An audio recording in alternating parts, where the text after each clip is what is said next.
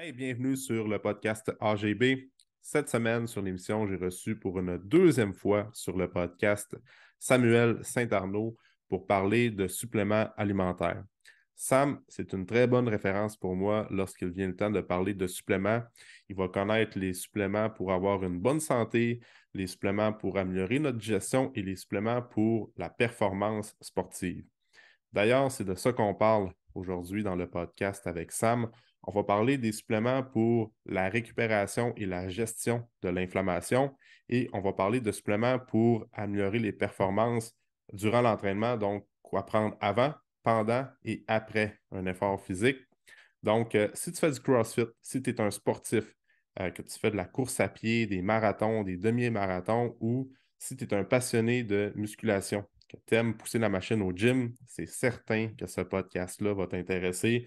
On parle de plein de sujets, plein de choses par rapport à la supplémentation parce que c'est un domaine qui est très large. Il y a beaucoup de suppléments qui existent. Il y a des qualités différentes aussi au niveau des suppléments. Puis il faut prendre tout ça en considération selon notre contexte, selon nos objectifs. Donc, Samuel, c'est vraiment une mine d'or d'informations lorsqu'il vient le temps de parler de suppléments et je t'en fais profiter lors de la discussion. J'espère que tu vas apprécier le podcast. Je te souhaite une bonne écoute.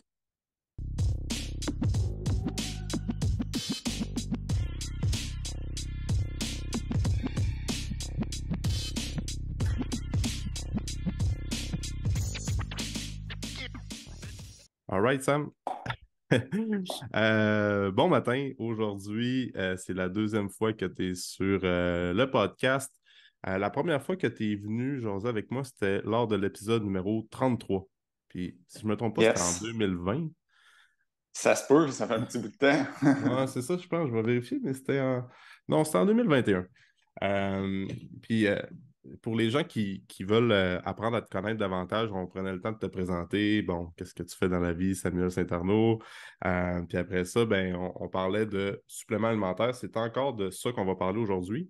Fait que pour les gens qui veulent peut-être avoir une introduction à qu'est-ce que tu fais dans la vie, après ça, c'est en quoi tu te spécialises, puis c'est quoi ta vision par rapport aux suppléments, ben, je vais les référer à l'épisode numéro 33 parce qu'aujourd'hui, on a pas mal d'affaires à couvrir au niveau de la supplémentation.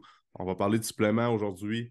Sam est selon moi, une très bonne, pas un expert, tu sais, au niveau des suppléments. Tu connais bien plein d'affaires.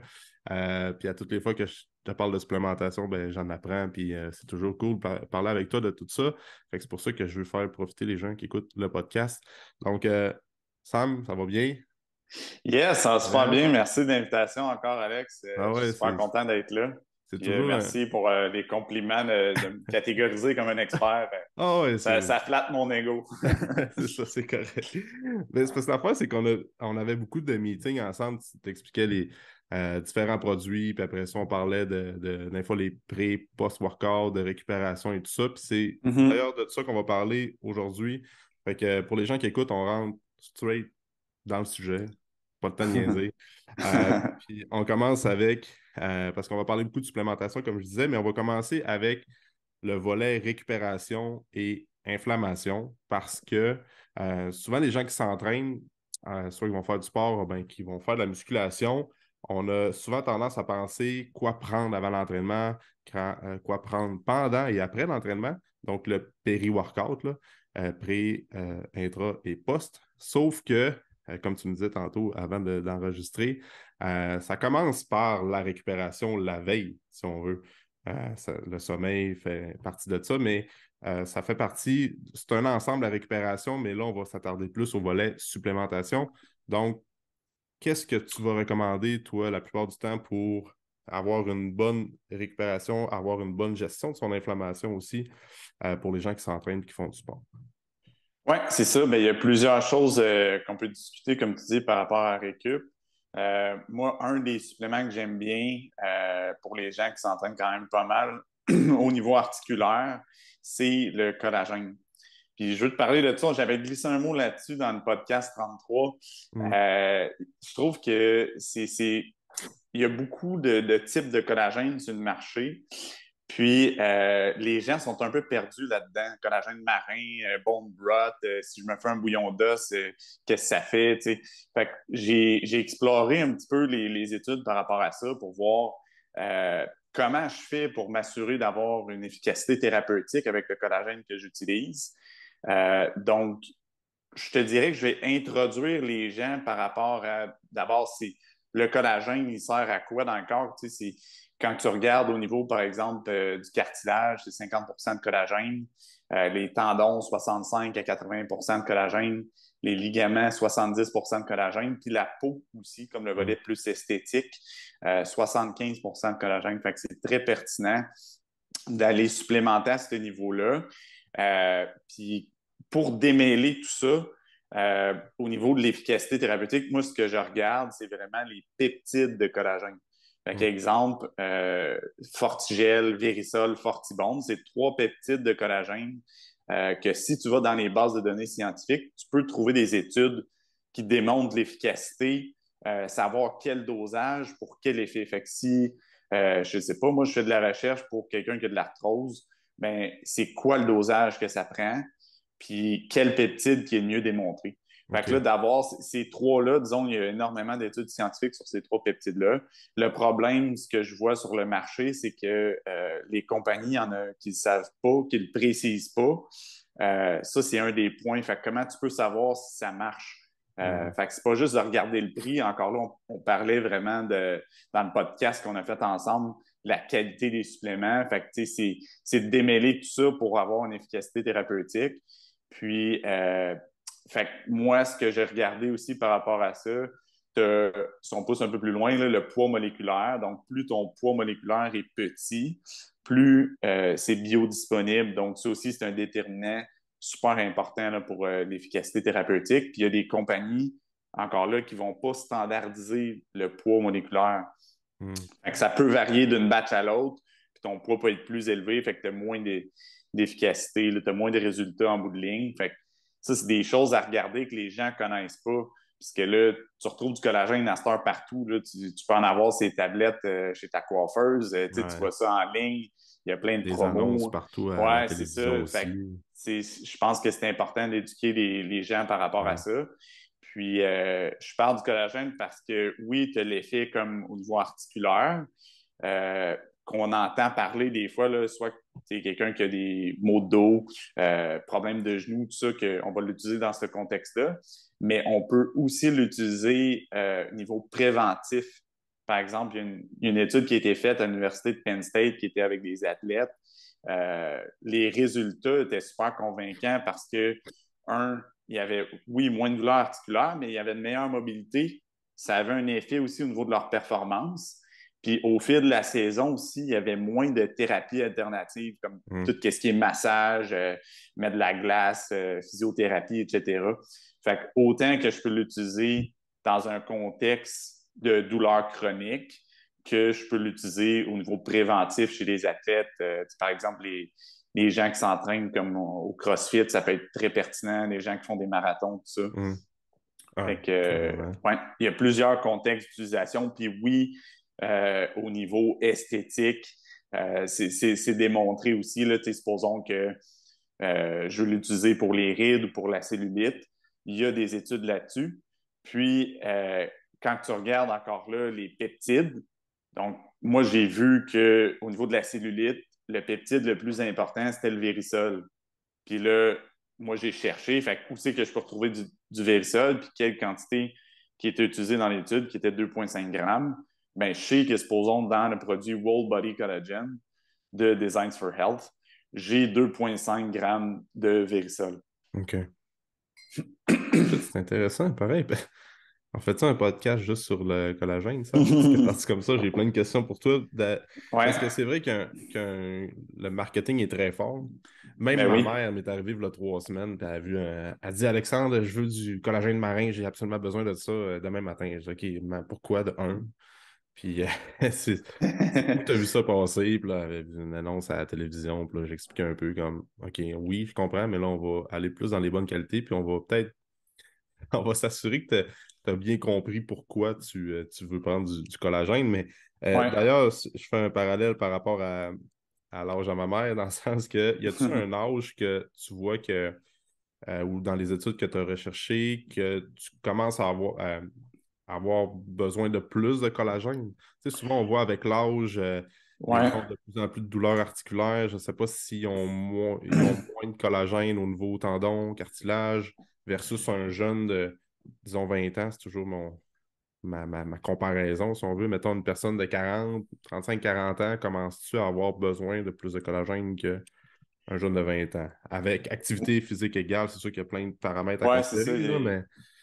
Exact, c'est ça à quel point tu Ouais, t'es usé, si on peut dire, là, ouais, comme exact. dans ta vie, là, tu sais, Ouais, c'est quoi que tu faisais? T'étais-tu un travailleur sans construction, puis tu t'es magané toute non, ta c'est vie, ça. puis là, tu arrives à 50 ans, puis tu sais, parce que aussi, l'utilisation du collagène, normalement, c'est sur du long terme, Hmm. là. Fait que ça Ça se prend peut plusieurs que... mois avant de voir un effet, probablement. Ouais, il y en a qui le voient plus rapidement, puis ça, je suis quand même content de voir ça, là.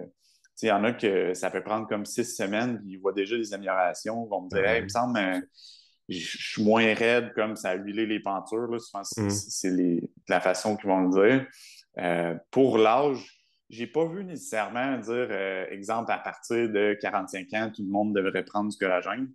Euh, ouais, ça, j'ai pas vu ça, mais moi, je trouve que supposons au niveau esthétique, j'aime Ouais. mieux prévenir aussi. Tu sais, je parlais de la prévention chez les Mhm. athlètes, mais au niveau esthétique aussi, parce que tu sais, si, exemple, tu commences un collagène à 50 ans, puis tu veux l'utiliser pour diminuer les rides, Un peu ben, trop tard. il est jamais trop tard parce que, Non. supposons, il y a une étude sur la cellulite que c'était de 24 ans à 50 ans, puis il y avait des résultats significatifs après 6 mois. Hmm. Sauf que, tu sais, quelqu'un qui commence à 50 ou 55, puis là, il s'attend à avoir des résultats miracles rapidement, ben, c'est sûr que c'est mieux de commencer plus tôt. Hmm. Ouais. Mhm. Puis, tu sais, je pense que c'est d'être attentif aussi à notre corps, là. Carrément. Euh, Fait que si tu le vois que, supposons, j'ai des amis là, en mountain bike, on s'entend que ça brasse pas mal, qui approchent, tu sais, début quarantaine, fin trentaine, que là, il semble que commence à avoir plus des petits bobos qui ressortent, ben là, c'est un signe que tu devrais commencer à en prendre. OK. Puis le collagène marin, tu penses quoi de ça? Es-tu capable d'avoir les... Y a-tu des formules, tu penses que... Ou que t'as vu que tu es capable d'avoir les trois peptides ou un des peptides? Ouais, c'est ça, j'ai pas été capable de voir un OK. collagène marin qui avait les peptides que je parlais tantôt. OK. Euh, Puis ce que j'ai remarqué aussi, c'est que le profil d'acide aminé va être différent d'un collagène bovin. Ouais. C'est sûr que moi, je préfère y aller avec un collagène bovin. Mhm. Ouais. OK. Fait Puis pour, puis pour l'arthrose, les gens qui vont faire de l'arthrose de collagène aident vraiment aussi. ouais, ouais, vraiment, il y a beaucoup d'évidences scientifiques par rapport à ça. Ouais. J'en entends parler beaucoup, tous mes collègues chiro. Euh, Ils ont des résultats fantastiques avec ce produit-là. OK. Puis, ouais.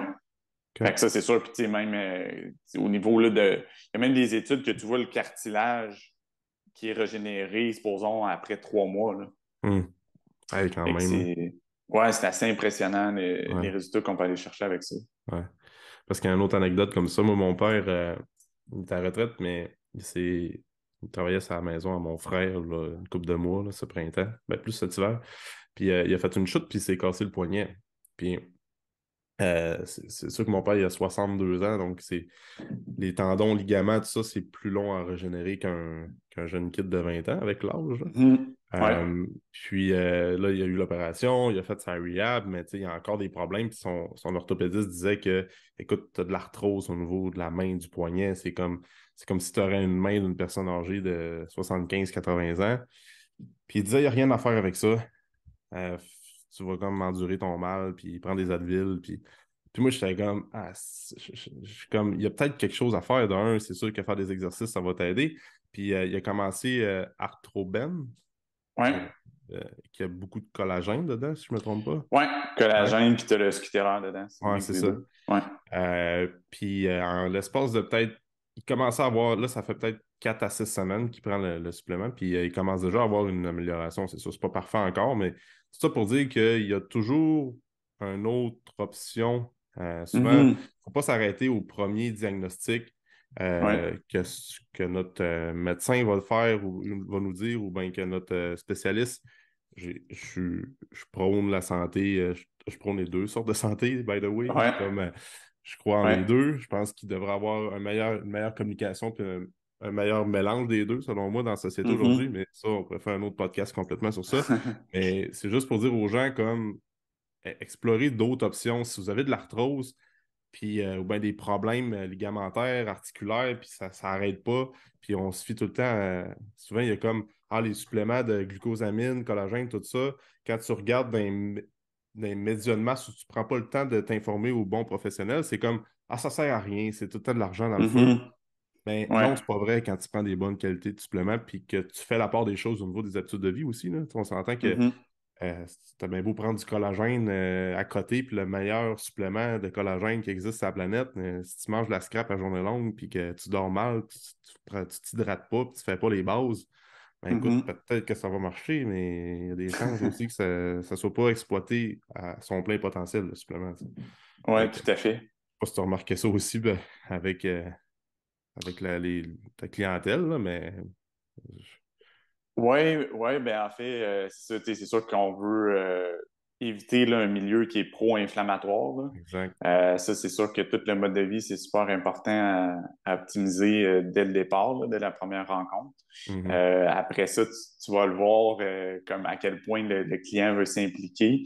mhm, Fait que ouais, c'est sûr qu'il faut toujours commencer avec le mode de vie, puis le mhm, supplément, on vient de l'ajouter là, pour aller accélérer les résultats, puis optimiser les résultats aussi. mhm. Puis pour finir avec le collagène, puis après ça, on fera une transition vers l'inflammation, mais les Ouais, protéines de bœuf aussi. Tu ouais. retrouves un peu de collagène. C'est sûr que probablement que tu en as en moins grande quantité que dans un produit qui a juste du collagène, probablement. Parce Ouais, qu'à c'est ça, c'est base, que là, on pourrait l'inclure dans le post-entraînement, là, on devance OK, un peu, là. OK. Mais oui, c'est ça, protéines de bœuf, c'est que tu as les acides aminés qui vont produire ton collagène. Fait que c'est Hmm, différent. C'est de voir qu'est-ce qui est le plus important pour toi, là. Tu sais, c'est au niveau de... Si tu y vas plus prévention, tu as un besoin plus au niveau des protéines, ou si tu sens que tu as besoin d'un support qui est plus grand au niveau des articulations, puis des douleurs. Fait que OK. moi, j'irais comme ça, mais oui, ça peut être un très bon choix. Là. T'es exemple, tant qu'à prendre une protéine de petit lait, c'est sûr que moi, je trouve ça intéressant d'y aller avec une protéine de bœuf pour ça, pour avoir tes bons acides aminés. Là. Hmm. Ouais, moi, je suis un fan de protéines de bœuf. Mais Mhm. j'avais vu déjà quelque chose passer à ce niveau-là. Côté effet anabolique sur la prise de masse musculaire, je ne me trompe pas, la whey est plus efficace que la protéine de bœuf. Ouais, à cause du contenu en leucine. C'est ça, hein? OK. Ouais. OK. Mm. Fait que moi, ce que je suggère souvent, c'est on- j'alterne aussi, ou bien les gens qui ont peut-être le luxe de pouvoir se payer deux protéines, puis il y en a qui aiment mieux prendre la whey post-training. Ça, on pourra rentrer dans ce volet-là tout Mhm. à l'heure, mais puis après ça, Mm. les gens qui veulent couper un peu avec la protéine de bœuf pour les smoothies le matin, ou bien même un autre moment dans la journée, ou bien un autre moment dans la semaine, ça peut être de quoi d'intéressant. Ouais, On c'est est dans les juste que détails. souvent, ouais, c'est ça ce que j'ai remarqué, c'est qu'il y a beaucoup de gens qui sont intolérants à la protéine de petit lait, par exemple, ou Ouais, whey, là. ouais. Fait que c'est pour Ouais, ça que c'est plus intéressant de il y a le faut volet y aller avec la intolérance protéine de bœuf. alimentaire aussi. Ouais. Il faut considérer quand même. Mhm. D'accord. Ouais, c'est ça, c'est quand même plus fréquent qu'on pense. Là. Puis il y a des gens qui s'en rendent pas nécessairement compte tout de suite, là, mais Ouais. que sur le long terme, ils peuvent le développer. Mhm. Ben, Là. Mm. puis même la ISO, des gens qui ont vraiment une intolérance au niveau des produits laitiers, ils vont Ouais, moins bien gérer la ISO. ouais, Même si souvent ils vont dire qu'il n'y a pas de lactose à l'intérieur, mais ça reste quand même que la matière première étant un produit laitier. Fait que les gens ouais, qui sont très réactifs à ça peuvent ouais, moins bien la ils gérer, peuvent avoir réagir, ouais. ils peuvent réagir, tandis que la protéine de bœuf, ben, la matière première, écoute, c'est complètement différent. Donc, c'est sûr qu'il y a moins de chances d'avoir des intolérances alimentaires, ben, des réactions suite à une particule qui vient du lait versus le bœuf. Mais des fois, il y a Mhm. des gens qui sont intolérants au bœuf. C'est plutôt rare. Ouais, c'est plus rare. Ça arrive, mais bref. Ouais.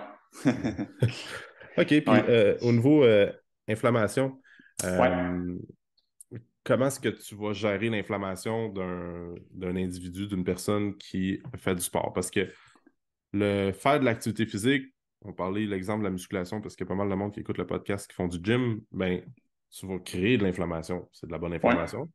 oui. Mais il faut que tu sois capable de, de gérer l'inflammation sans totalement la diminuer. Tu me corrigeras si je me Oui, trompe, là, oui. mais tu sais, souvent, il y a des gens qui disent OK, là, tu viens de finir ton training de muscu.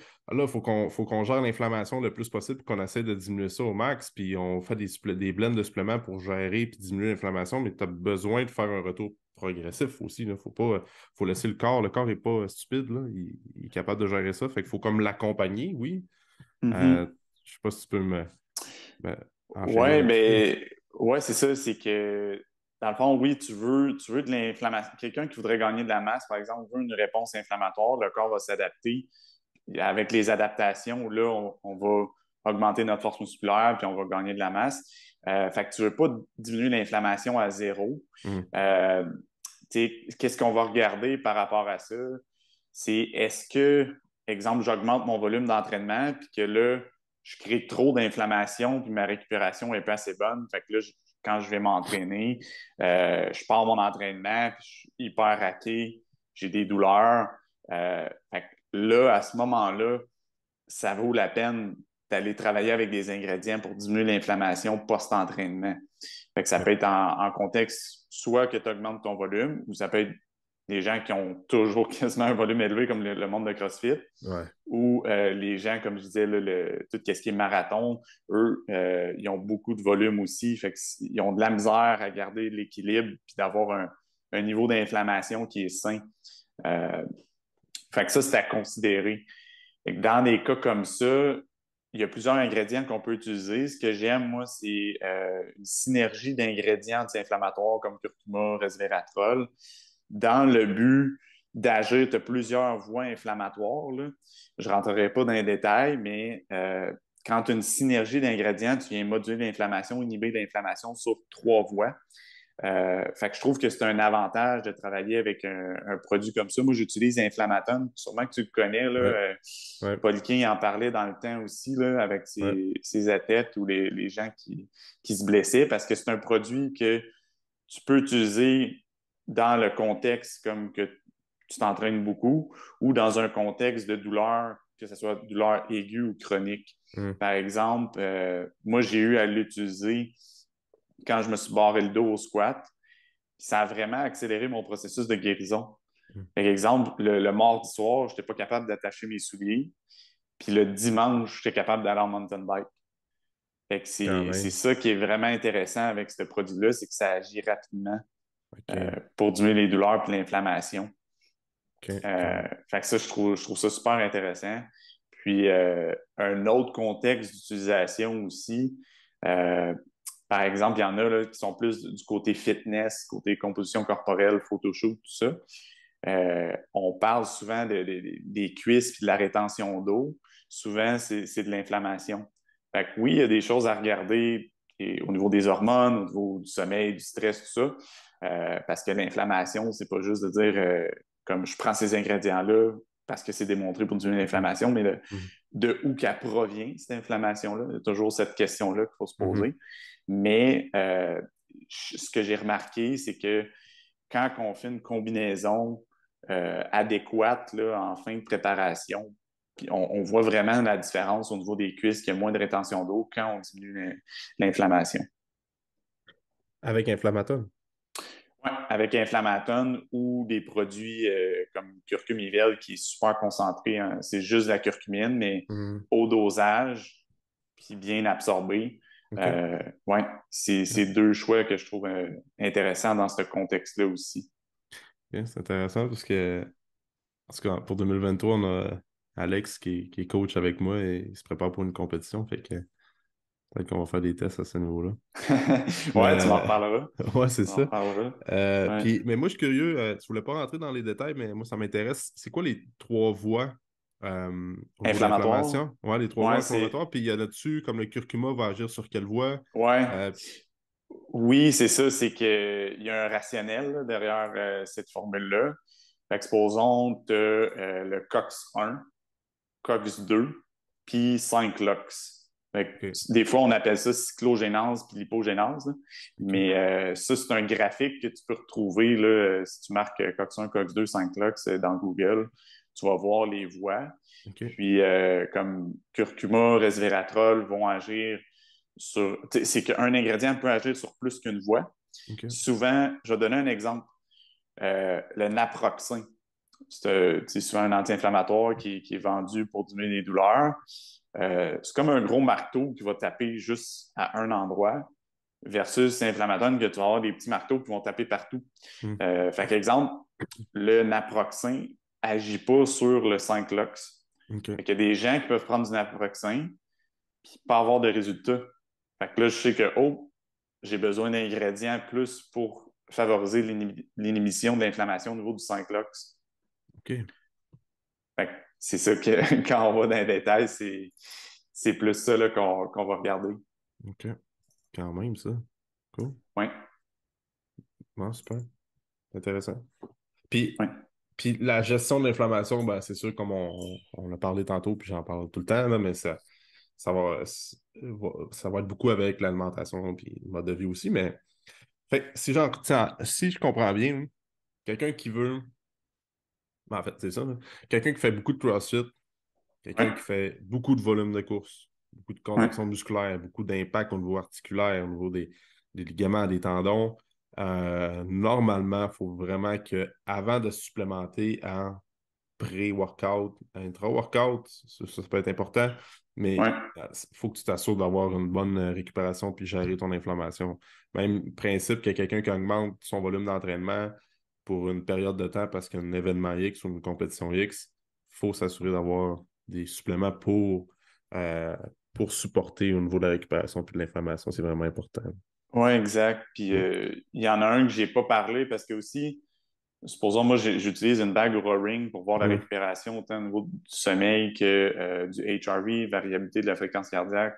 La fréquence cardiaque aussi, à quel point elle diminue dans ta nuit. Fait que Mhm. si, exemple, elle reste super élevée, ben, ça se peut que là, tu commences à être en overtraining, tu en as Mhm. trop fait, Mhm. elle ne redescend plus à son niveau normal durant la nuit. Mhm. Fait que ça me donne des données pour me gager sur est-ce que je vais diminuer mon volume d'entraînement, premièrement, est-ce que je vais changer ma planification ou est-ce que ben, c'est voulu, c'est planifié comme ça, puis que j'essaye juste de tolérer ce volume-là pour créer des adaptations. Mhm. Fait que là, je vais me tourner plus vers la supplémentation pour être capable de tolérer ça.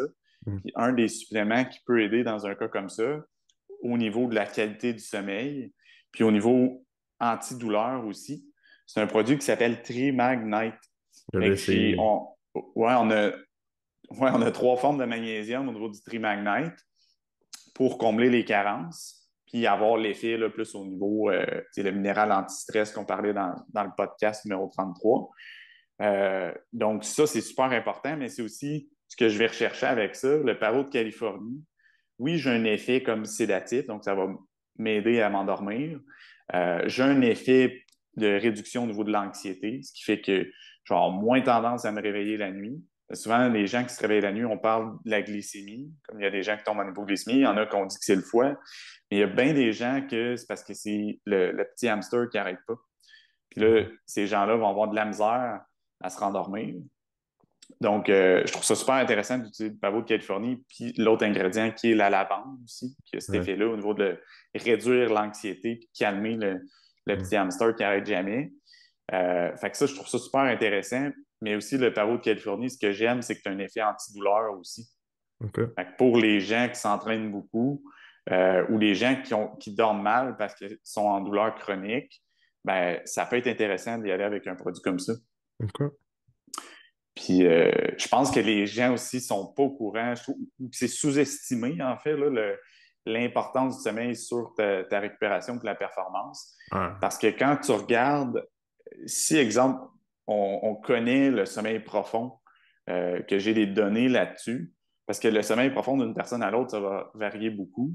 On parle à peu près 20% de ta nuit, 20-25%, dépendamment des personnes, là, mais il y en a qui, on peut voir, qui ont juste comme 5%, 10%.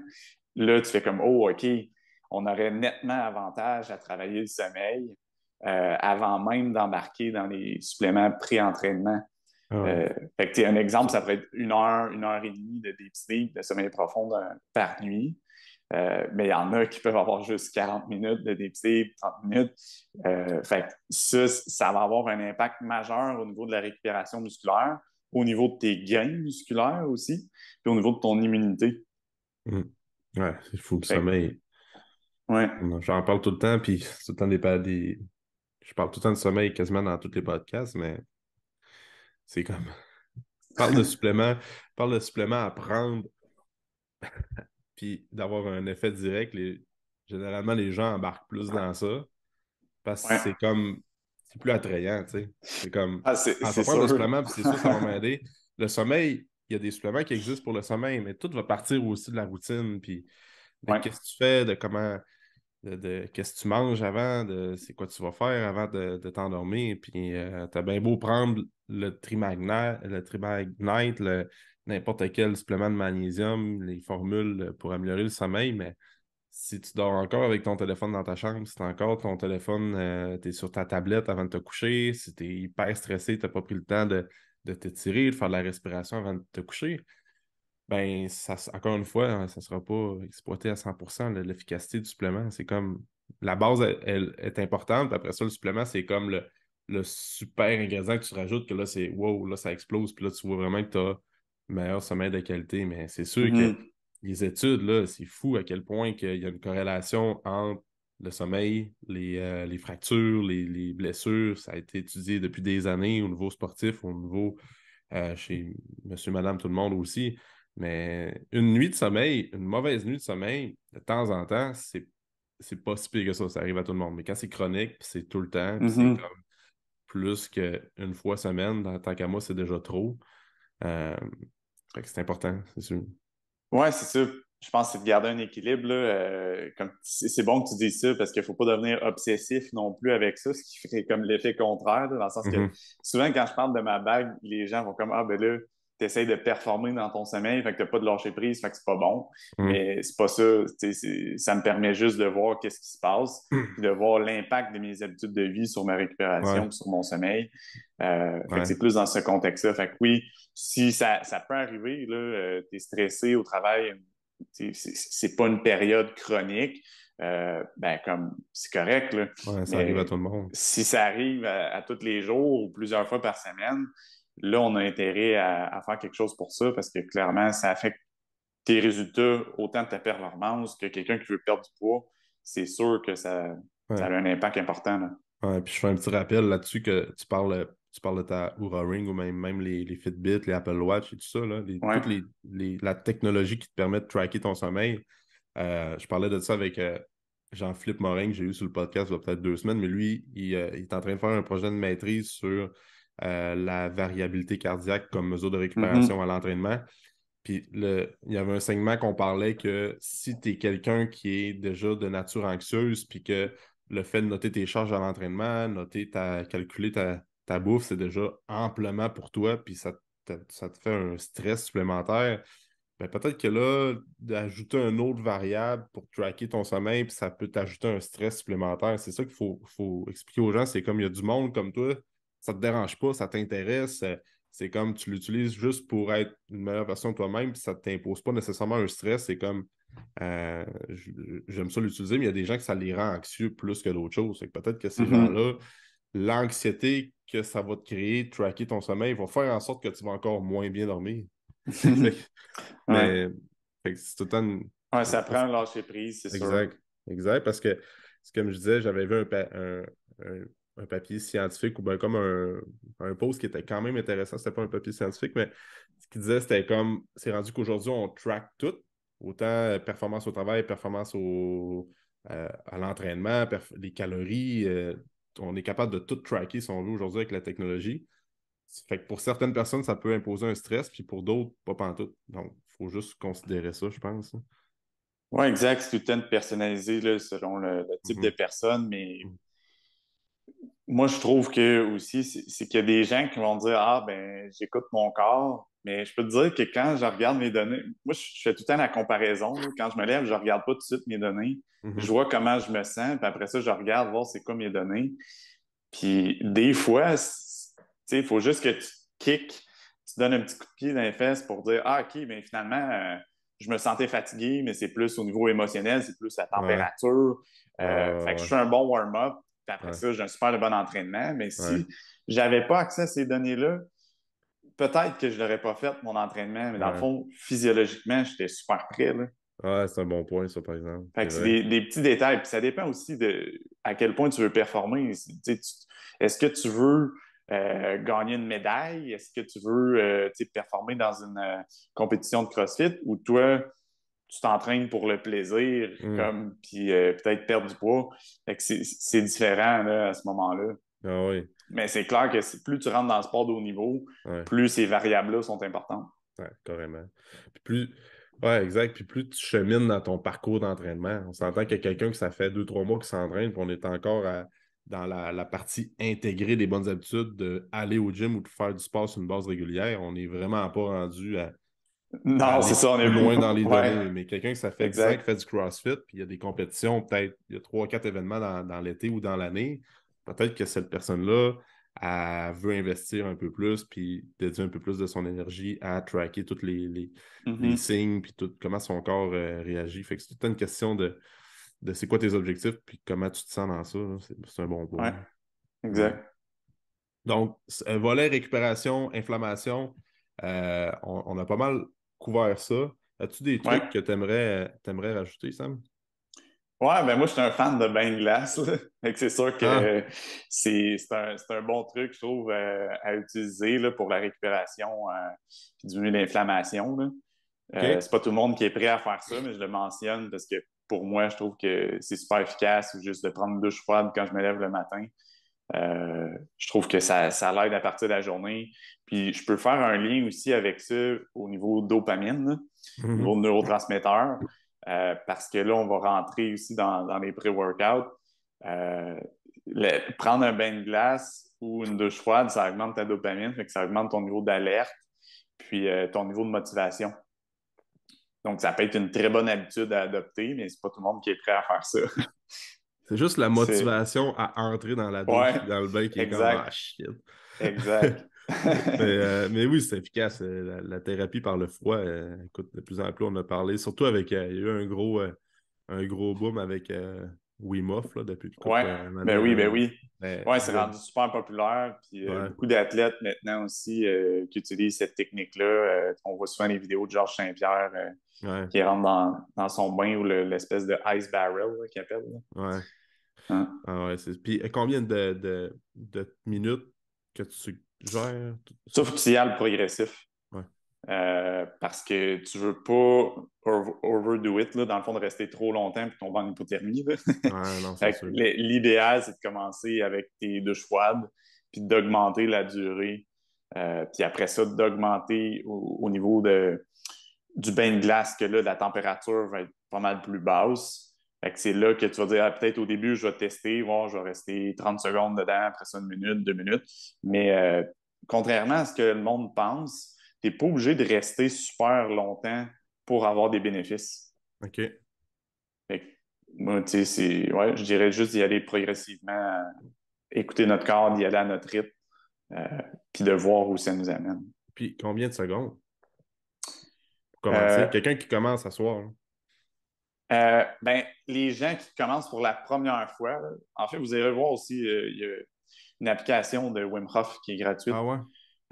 qui te donne un exemple de progression. Par exemple, quelqu'un qui voudrait commencer aujourd'hui pourrait prendre sa douche chaude, puis finir, exemple, Ah 30 ouais. secondes au froid, Mhm. puis après ça, faire la progression. OK.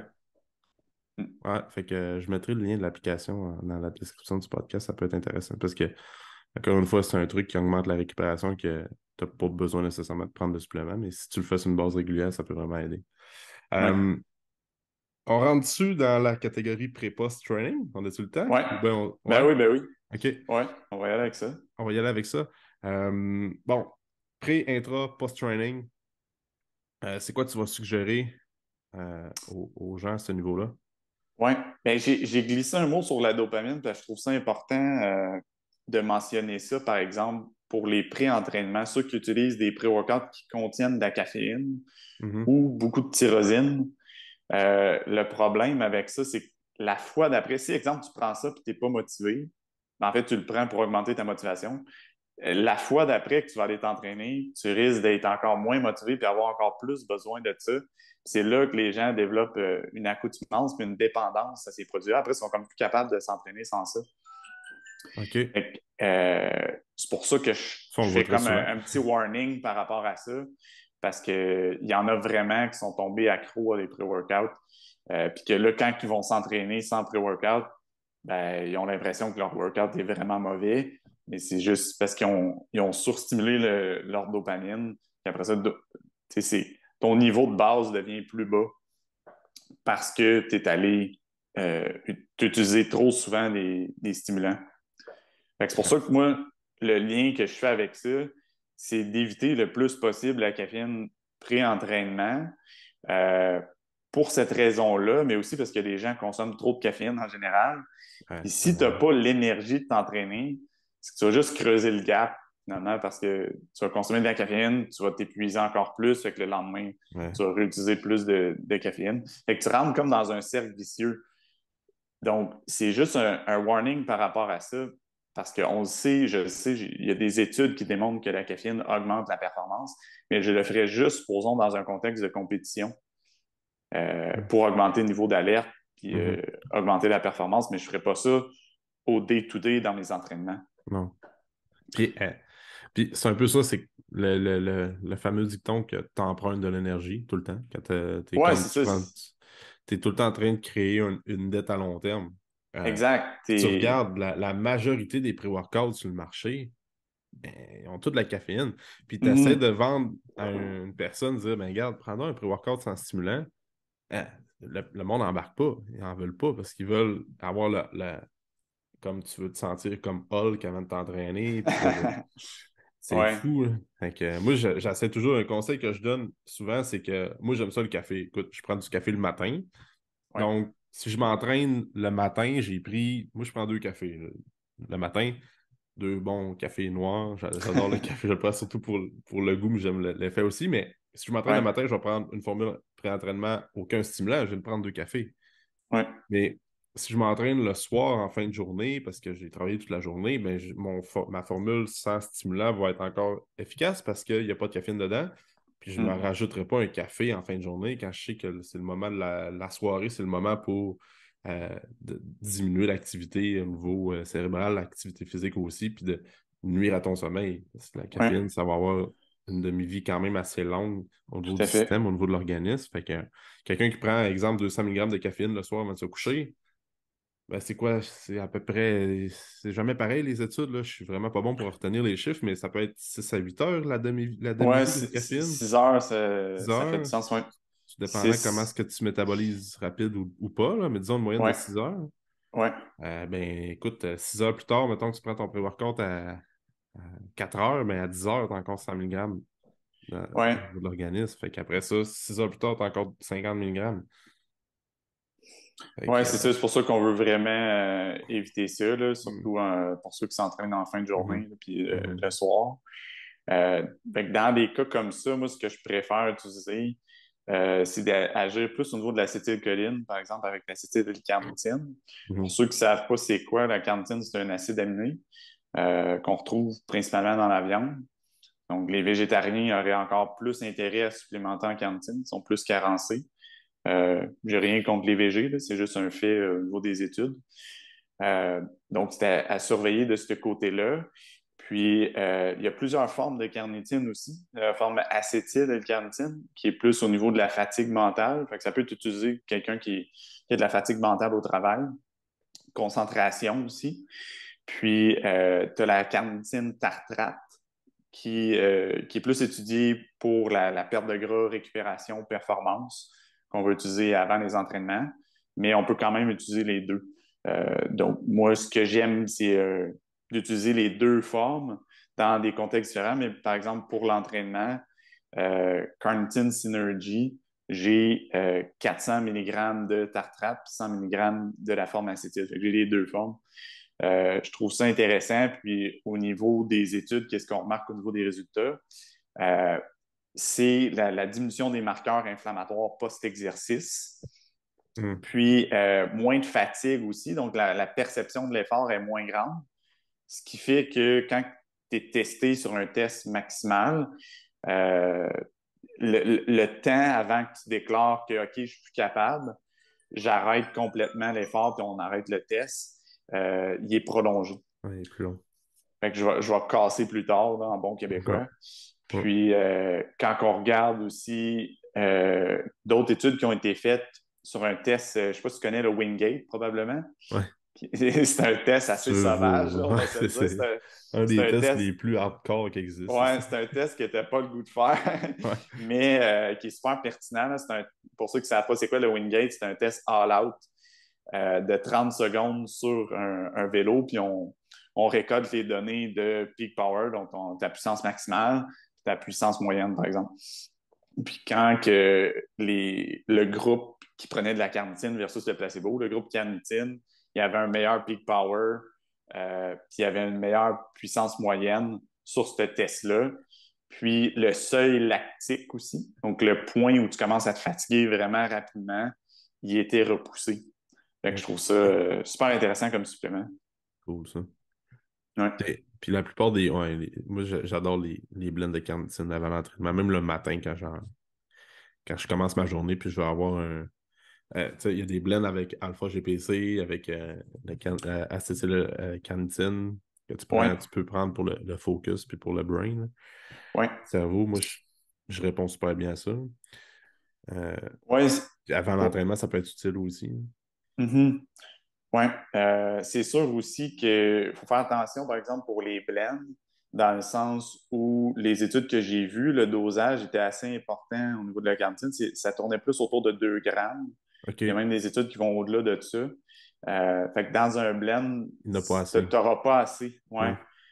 Fait que c'est tout le temps ça, là. Les gens qui disent que les suppléments ne marchent pas, souvent c'est parce qu'ils n'utilisent pas les bons dosages ou pas les Ouais. bonnes formes des vitamines dans le bon contexte. Hum. Fait que c'est important là, de préciser ça pour que si tu veux voir des résultats, moi j'irai à 2 grammes. Euh, ouais, OK. OK. Intéressant à savoir. ouais. Puis, ça, c'est vraiment pré-entraînement. As-tu d'autres ingrédients que tu aimes utiliser dans les formules pré-training?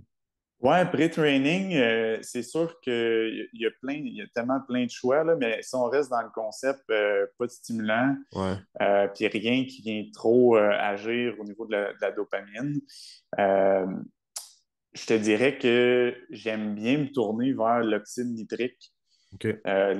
les suppléments plus qui vont agir au niveau de la vasodilatation. Mhm. Euh, Fait que pour les gens, tu sais, vasodilatation, là, par un parallèle, le Viagra, c'est un vasodilatateur. Fait que ça peut servir pour les troubles érectiles, mais ça peut servir pré-workout. Fait que c'est juste pour aller vulgariser un peu, que vous ayez une image, c'est quoi de la vasodilatation. Il y a Euh, vraiment du monde qui en prenait du Viagra pré-workout. c'est vrai? Moi, j'ai déjà vu ça Ben, quelque part. Ça vient... J'ai déjà vu ça passer, ça fait longtemps, mais c'était-tu dans... Tu sais, dans le monde du bodybuilding, tu vois bien les affaires. ouais. Euh, C'était-tu un dérivé? Ouais. C'était le dosage ou bien, mais c'est sûr que j'écoute, je sais pas le contexte, là, mais c'est sûr que c'est pas tant à faire attention. Ouais, ouais. T'essaies de pas trop mettre des shorts serrés, disons. Bref. Mais OK, Ouais. Ouais, donc, c'est ouais, ça, au niveau continue. de la vasodilatation, en fait, c'est d'augmenter le flux sanguin. Ce que ça fait, c'est d'augmenter l'apport en oxygène puis l'apport en nutriments dans le muscle, puis d'évacuer aussi les déchets métaboliques et de la chaleur dans le muscle. Donc, c'est ça qui me crée mon effet au niveau de la performance, l'effet ergogénique. Mm. Euh, donc, il y a plusieurs ingrédients qui peuvent servir à ça. Souvent, on entend parler du jus de betterave, là, qu'il y Ouais, a un effet au niveau de l'oxyde nitrique. Pour l'avoir essayé personnellement, puis avec des clients, je te dirais que les gens ne veulent pas le prendre parce qu'ils n'aiment pas le goût. Fait que côté ouais. compliance, ça ne fonctionnait pas. Là. Fait que c'est pour ça que je me suis tourné plus vers un produit comme Nox Synergy, que tu as un mélange pour favoriser l'oxyde nitrique comme citrulline, arginine. Au niveau de la citrulline, ce que j'ai vu aussi, c'est que ça augmente la capacité de travail puis ça réduit la fatigue. Fait que supposons que tu te dis, hey, je vais faire 12 répétitions, puis là, à 8 répétitions, tu commences à avoir de la misère, mais ça se peut que ça favorise comme ta performance pour compléter tes reps jusqu'à 12 reps. Fait que c'est un exemple que je peux te donner par rapport à ça. Mhm. Puis, ce que j'aime aussi, c'est que ce qu'on veut beaucoup dans le sport aussi, c'est d'améliorer les capacités qu'on appelle psychomotrices, Ouais. d'améliorer la mémoire de travail, de l'attention. C'est super important dans le sport. Puis ça, les études ils ont été faites par rapport aux polyphénols. Fait que OK. les polyphénols, ils ont des bénéfices à ce niveau-là, puis tu en as dans ce produit-là. Puis aussi un ingrédient peut-être que les gens connaissent moins, mais la glutation. Peut-être qu'il y en a qui ont déjà entendu parler de ça pour la détox, mais ça prolonge la demi-vie de l'oxyde nitrique. Fait que je vais avoir Ouais. un effet à ce niveau-là. Euh, ouais, fait que je trouve ça super intéressant d'utiliser une formule comme ça. Puis tu as comme un mélange créatine, magnésium aussi, un complexe. Euh, fait que je trouve que c'est un beau blend pour aider la performance puis aider la vasodilatation. Ouais, c'est intéressant ça. Puis Mm. la glutation, je savais pas que ça augmentait la durée de La l'oxyde demi-vie nitrique. de. La Ouais, demi-vie, ouais. ouais. Intéressant. Peut être Mm. pertinent pour bien du monde, ça. Ouais. Puis, OK. fait que c'est ça. Fait que moi, à ce moment-là, je prendrais comme un scoop 30 minutes avant l'entraînement. OK. Puis, Mm. justement, on avait une question tantôt. On a fait un sondage hier sur Instagram avant l'enregistrement du podcast, puis on demandait les questions des gens. Puis, par rapport à la créatine, il y a des gens qui demandaient, ben, il y a Gab, là, qui est un client chez nous, qui demandait c'est quand le meilleur timing pour prendre la créatine. Ouais, On parle de la créatine monohydrate. euh, ouais, ou d'autres ouais, formes de créatine qui existent, mais as-tu vraiment remarqué qu'il y a un timing idéal? Moi, de mon côté, je- peu importe le temps que tu le prends, moi, je le prends avant l'entraînement parce que c'est facile, c'est comme dans ma routine pré-training. Mhm. Ouais. Mais moi, ce que j'avais vu de mon côté, il n'y avait pas vraiment de timing idéal en finale que tu en prends sur une base quotidienne ou les journées que tu t'entraînes. Tu as remarqué quelque Ouais. chose de Ou différent? ce que j'ai vu par rapport à ça, c'est avec quoi tu le combines. Fait Ouais, que moi, je trouve que le timing qui pourrait être intéressant, ça serait post-entraînement parce que tu peux le mélanger à des protéines puis à ouais, des glucides. ouais. Puis là, tu auras encore des meilleurs résultats parce que il y a une réponse différente d'une personne à l'autre. Il y en a qui répondent très, très bien, très fortement à la créatine, puis il y en a d'autres que ça marche un petit peu moins. OK. Mais quand que tu le combines de cette façon-là, ben, tu favorises les chances que tu répondes encore mieux. Ouais. OK. Mm. Puis, as-tu créatine monohydrate versus, il y a d'autres sortes de créatine, là, la créalcaline, si je ne me trompe pas. Ouais, ouais, je te dirais que moi, j'irais de la monohydrate. Ouais, moi, je Ouais. suis pas mal fan de ça, là. Mm. Cool. Cool. Fait qu'on a déjà répondu à une question. Puis Ouais. après ça, ben, si on regarde un peu plus dans le volet post-entraînement, on parlait des protéines tantôt. As-tu d'autres? C'est sûr que les protéines, bon, la whey, ça peut être intéressant pour les gens qui n'ont pas d'intolérance au niveau lactose, pour avec les produits laitiers, sinon tu as de la protéine de bœuf. Ça peut Ouais. être bien. Tu as même des protéines végétales pour les gens qui sont végés. Bref, ça peut aider aussi. Mais as-tu d'autres suppléments que tu vas recommander autres que protéines, créatine, des blends de carbs, ben, des trucs comme ça? Ou... Ouais, c'est ça. C'est sûr que les carbs, j'essaie d'aller les chercher dans l'alimentation Mhm, post-entraînement. mhm. Euh, ouais, je trouve que ça va s'atteindre assez facilement. Ouais, Sinon, j'aime aussi essayer de diminuer le plus possible le stress post-entraînement, par exemple avec du magnésium glycinate. ouais, Je trouve que c'est super efficace. Puis, surtout pour les gens là, qui s'entraînent plus en fin de journée. Puis, on connaît les carences en magnésium, c'est super fréquent. Fait que je trouve que c'est un bon moment de le prendre. Puis, ça peut être de le diviser aussi, d'en reprendre comme au coucher. mhm. Euh, puis, il y a des suppléments qu'on n'a pas parlé que pendant l'entraînement, mais qui peuvent Ah, être ouais. utilisés post-entraînement. On n'a pas parlé des BCA là, ou Ouais, des EAA c'est au quoi niveau des ton. acides aminés. Qu'est-ce que tu préfères Euh, entre les BCA et les EAA, toi? ben moi, il y a j'aime bien combiner BCA avec glutamine OK. euh, parce que, tu sais, supposons, moi, au niveau du mountain bike, l'été, avec la chaleur, puis les exercices de plus longue durée, tu es plus à risque de ce qu'on appelle le leaky gut, donc plus au niveau de l'inflammation intestinale. Fait que je OK. trouve que c'est intéressant de combiner les deux ensemble. Puis il y a un produit que j'utilise que ça évite que j'achète deux produits séparés parce OK. qu'ils combinent la glutamine puis les BCA dans le même blend. Fait que moi, j'aime ça utiliser ça. C'est quoi le nom du Puis produit? c'est juste BCA avec la vitamine de OK. Design for Health. OK. Ouais. Fait que moi, je suis plus porté à utiliser ça. Puis aussi, quand on regarde, parce qu'il y a toujours la question de dire, ah, ben là, t'as pas besoin de BCA parce que comme tu manges assez de protéines. Ouais. Euh, je suis d'accord avec ça. Sauf que des fois, les gens en mangent pas assez. J'ai remarqué au niveau de certains clients.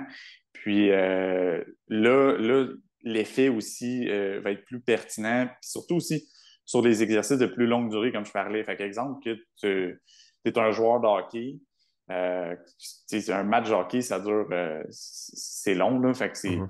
je trouve que au niveau là, de la réduction de la fatigue cognitive, puis de la coordination des mains puis des yeux, les BCA peuvent être utilisés dans ce contexte-là. Fait que c'est pas juste pour diminuer le dommage post-exercice, mais aussi pour l'aspect cognitif, coordination, mains et yeux. Ah. Fait Puis, que c'est de quoi moi, qu'on entend moins parler. OK. Mais oui, c'est sûr qu'à la base, je suis d'accord qu'on essaie d'aller chercher le plus possible de protéines dans Ouais. l'alimentation, mais Ouais. des fois, c'est pas toujours possible avec l'horaire d'entraînement et tout ça, là. OK. Parce qu'il y a un lien BCA et coordination humain ou dans un contexte sportif. Ouais, surtout OK. là, les exercices à partir, quand ça tourne autour de 2 heures, OK. là, il y a un impact. Fait que si, OK. exemple, tu fais un training de muscu de 60 minutes, là, on ne parlera pas de ça. Ouais. Mais si tu es un joueur de hockey, si tu es un mountain biker, euh, Quand même. là, ça devient plus pertinent d'y aller avec ça. Intéressant. Puis, mais tu as un bon point aussi. Souvent, moi, je te rejoins sur ça. Souvent, on va dire, bon, les gens que si tu manges assez de protéines dans ta journée, tu n'as pas vraiment besoin de te supplémenter en BCA puis en EAA. Ouais, Mais écoute, moi, tu parles. Moi, exemple, là, je pèse à peu près 200-205 livres. Fait que, disons qu'on suit la recommandation qu'on entend souvent parler en zéro, on le regarde un peu comme on veut, là, mais en 0,8 à 1,2 grammes de protéines par livre de poids corporel pour quelqu'un qui veut prendre la masse. Disons 1 gramme par livre de poids corporel. ouais. Mettons qu'il me faut 200-205 grammes de protéines dans ma journée. Mais ça m'arrive pas tout le temps de l'atteindre. Souvent, Ah, c'est écoute, sûr. t'es pogné à job, ben, tu décales ton repas. Donc, ça peut être intéressant pour les journées que tu le sais que tu ne l'atteins pas. Parce que moi, je suis pas mal sûr que pas mal tout le monde écoute le podcast en ce moment. Puis peut-être que toi aussi, on n'est pas tout le temps dans notre ratio de protéines à tous les jours. Là. Écoute, on n'est Ouais. pas des Ouais, robots c'est non ça. plus. Exact. Puis c'est que c'est pas tout le monde qui est capable de manger 250 grammes de viande Aussi, avant de exact. s'entraîner, là. C'est que Exact. moi, j'aime ça me sentir plus léger, Moi surtout si je fais aussi. un entraînement plus de type HIIT, Ouais. plus un circuit ou plus des trainings de jambes. Je pourrais pas manger autant de protéines avant mon entraînement. Mhm. Fait que c'est là que surtout j'essaie d'espacer un petit peu plus, là. Fait que là, si exemple, tu dînes à midi puis ton entraînement est à 2 heures, 2 heures et demie, 3 heures, comme ton timing que tu avais dans ton plan, supposons que tu te dis, hey, je mange des protéines aux 3 heures, ben là, tu t'entraînes Ouais. 3 heures plus tard. Ouais, Fait c'est que là, ça. ça va plus loin. Fait que là, Mhm. ça peut être intéressant d'y aller avec ça. Puis c'est aussi là, ce qu'on remarque beaucoup, c'est la perte de masse musculaire et de force musculaire durant la saison chez les athlètes. C'est difficile, peu importe, c'est le même dans plusieurs sports, là, que tu sois un joueur de hockey ou je reviens encore vélo de montagne. Moi, je l'ai remarqué, à la fin de la saison, tu es moins fort puis tu as perdu de la masse parce que Ouais. tu t'es concentré sur tes entraînements dans ton sport puis qu'il y a Mhm. eu beaucoup plus de volume. Fait que pour essayer d'atténuer cette perte de masse musculaire-là, je pourrais me tourner vers des BCA. OK. Ouais, c'est ça. Ça dépend tout le temps du contexte, comme on dit. Donc, Mm. fait que, intéressant à savoir. Écoute, Ouais. Sam, je sais qu'on est short dans le temps. Ouais. Euh, si on voit avec les questions à Raphaël, on a déjà répondu un. Une question, j'avais comme tiré quatre questions importantes, là, mais retour à l'entraînement, quelqu'un qui voudrait diminuer les courbatures pour quelqu'un qui recommence l'entraînement, euh, je pense qu'on a pas mal répondu au Ouais, on a pas travers du mal podcast. répondu, Ça, là. c'est Ouais, c'est comme sûr que ça prendre. Il soit. n'y a pas un supplément magique qui va aider, mais je pense que c'est un ensemble de gérer la récupération, l'inflammation et les pré- et post-entraînement, puis les habitudes de vie. Je pense que c'est tout en même temps. Puis, pas oublier que les courbatures vont jouer aussi avec le programme d'entraînement que tu vas faire. Là. Si je regarde d'un point de vue plus musculaire, si tu commences à t'entraîner ou tu recommences à t'entraîner après 3 ans, ben, il y a tout le temps une question de volume, une question Ouais. de nombre de répétitions, le nombre de séries que tu vas faire, la fréquence d'entraînement que tu vas avoir. Fait que si, le but, c'est pas tout le temps d'être over-racké, puis si ton entraîneur te met retour au gym, puis qu'il te met plein de méthodes, puis qu'il pousse trop le volume, c'est sûr que tu vas être trop raqué, puis si ton volume est trop important, ta récupération va être affectée, c'est sûr et certain. Fait que c'est tout le temps une question de regarder, oui, le mode de vie, la supplémentation, mais aussi qu'est-ce que tu fais comme plan. Puis à m'amener, moi, Mm. je dis que, écoute, ça fait 3 ans que tu ne t'es pas entraîné, par exemple, ben, c'est un passage obligé, là. C'est comme là, tu as accepté le fait que tu ne t'es pas entraîné pendant 3 ans, mais paye Ouais. ta vie un peu, paye tes dettes pendant une semaine ou deux, puis après ça, tu vas reprendre le beat. Ouais. Euh, puis après ça, ben, on parlait, la dernière question qu'on avait, on peut finir avec ça, Sam, les suppléments pour améliorer, booster le système immunitaire. Moi, mon truc là-dessus, c'est qu'un système immunitaire, ça se booste pas, ben, comme un ensemble là, qui vont t'aider à avoir un meilleur système immunitaire, mais de booster ton système immunitaire, souvent c'est un concept qu'on entend, mais c'est pas tout le temps vrai. Je sais pas c'est quoi ton opinion là-dessus, mais il y a des suppléments qui aident pour l'immunité, mais tu peux pas booster un système immunitaire avec juste un supplément. Ouais, c'est un ensemble. C'est ça. Fait qu'il faut faire attention, là. Exemple, c'est sûr que ton mode de vie, on revient encore à ça, ça a un impact important sur l'immunité. Fait qu'exemple, est-ce que tu es stressé? Ouais. Est-ce que tu dors bien? Ça revient encore à ça. Tu sais, les gens vont me trouver fatigant, là, mais c'est clair qu'il y a un lien entre le stress et l'immunité. Ouais. Fait que ça, c'est sûr que c'est la première affaire à regarder. Après ça, au niveau des suppléments qui ont été étudiés pour l'immunité, on a la vitamine D3, super intéressant. Les gens sont super carencés. Ça, c'est comme la fondation. On peut référer Ouais. encore les gens Ouais. au podcast 33 pour avoir plus d'informations sur la vitamine D. Ça, c'est sûr que c'est un incontournable. Après ça, ce que j'ai vu aussi, c'est au niveau du zinc. Le zinc, exact. Le zinc, ce que ça fait, c'est que tu vas être malade moins longtemps, ça va être moins, les symptômes risquent de moins s'aggraver aussi. Uh-huh. Donc, ça va être moins pire. Fait que ça, je trouve ça super intéressant au niveau du zinc. C'est une carence qui est assez fréquente aussi. Ouais, c'est ça. Le Donc, zinc, quasiment ouais, autant important que le magnésium, tant qu'à moi. C'est ouais. un bon supplément qu'on devrait prendre sur une base Mhm. régulière comme le magnésium. Ouais. Donc, Puis cool. ouais. Zinc, vitamine D. Ouais. Puis, ce que j'ai vu aussi, là, pour les gens qui sont très actifs, qui s'entraînent beaucoup, la vitamine C, dans des cas comme Mhm. ça va réduire parce que c'est commun là, qu'on voit ça, que les athlètes qui ont tout le temps un moment dans la saison qui tombent malades parce qu'il y a trop de volume. Donc, chez cette population-là, la vitamine C peut être vraiment intéressante pour réduire le nombre de fois que tu tombes malade, réduire la OK. fréquence, Ouais. puis réduire aussi la durée. Ouais. OK. Puis on ferme la parenthèse avec la vitamine D, là. Terminer le Oui, podcast là-dessus. On en parlait avant d'entrer en ondes, là, mais moi, selon moi, écoute, toute la population devrait prendre la vitamine D. Toute la population qui reste au Québec, je pense que pas mal tout le monde a besoin de vitamine D. Sans faire une recommandation, il faut toujours prendre en considération, mais écoute, on en donne aux oui, enfants. Écoute, ma fille sortait de l'hôpital quand elle est née, puis c'était comme let's go la vitamine D, puis les personnes âgées, c'est important. Donc, oui. ça, c'est les deux antipodes, les deux extrêmes, mais toute la population dans le milieu, il faut qu'on en prenne à différents dosages, puis surtout en période hivernale, c'est Tout à super, fait. super important. Puis Oui. assurez-vous d'avoir une vitamine D en liquide ou en gélule, parce que c'est une vitamine qui est liposoluble. Fait que souvent, on va avoir des vitamines D en capsule. La stimulation n'est pas optimale. Oui, c'est clair. C'est Fait que, clair. C'est clair qu'on veut favoriser un produit qui est émulsifié, là. ouais, exact. Ouais. Exact. Fait que, cool, Sam. Écoute, merci pour ton temps. On a réussi Ça à me fait rentrer ça plaisir, assez, Alex. assez Oui. condensé. On a passé vite sur les suppléments, là. On a passé beaucoup de temps sur récupération et inflammation.